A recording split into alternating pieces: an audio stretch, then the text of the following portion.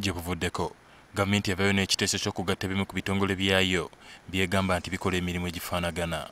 Ebimu ku bitongole bye yateesa okugattibwa ku ministries ebifaananya emirimu kuliko ekya National Registration Services Bureau, okugattibwa ku ministry by'amateeka, ekya Uganda National Roads Authority UNRA, Uganda Road Fund ne Transport Licensing Board bidde wansi wa ministry y'ebyentambula, ate ekya National Identification and Registration Authority NIRA ne NGO Bureau okusibwa wansi wa ministry y'ensonga z'omunda w'eggwanga. Akakiiko k'ebyettaka ka Uganda Lands Commission okuddizibwa mu ministry y'ebyettaka n'ebirala.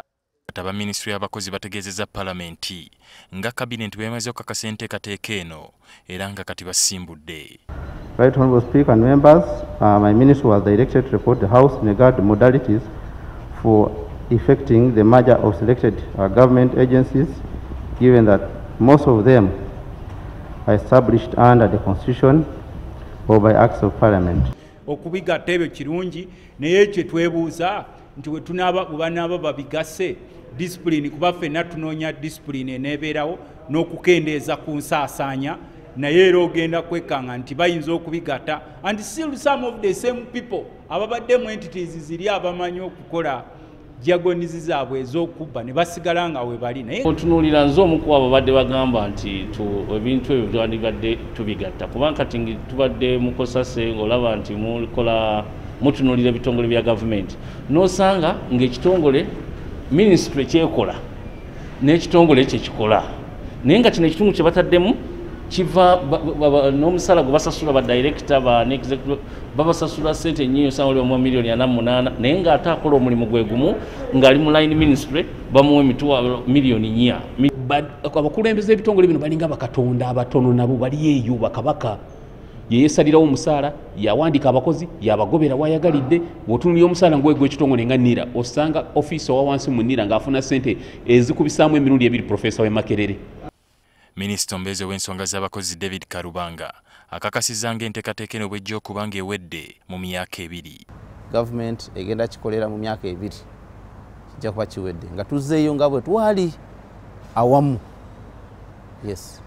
Ate nga n'obuweereza bweyongedde okubeera obulungi. Ekigenda okutandikirwako y'ensonga y'emisaala gy'abakozi bonna okulaba nga tewali njawulo y'amaanyi wakati w'abafuna emingi n'emitono.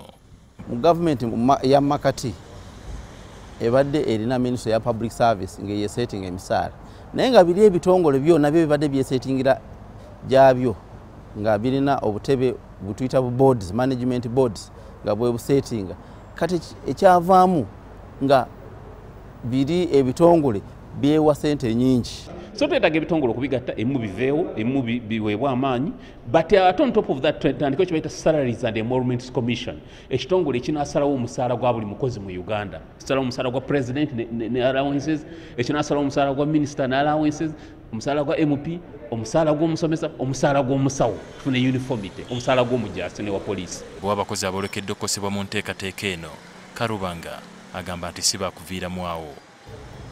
Okinaaba kizudde gavumenti nga ekizudde eri abakozi abamu abateetaagisa gavumenti ejja kubasasula naye ate mu gavumenti nawo ministries tezijjudde kugamba titwagala okutiisa abakozi nti bagenda bagoba nedda. Gavumenti erina essuubi nti enteekateeka eno yakugiyamba okufiisa obuwumbi obuwerako mu misaala gy'ebadde esaasaanya mu bakozi b'ebitongole byayo ebikola emirimu egifaanagana. Ali Mivule, NTV Akawungeezi.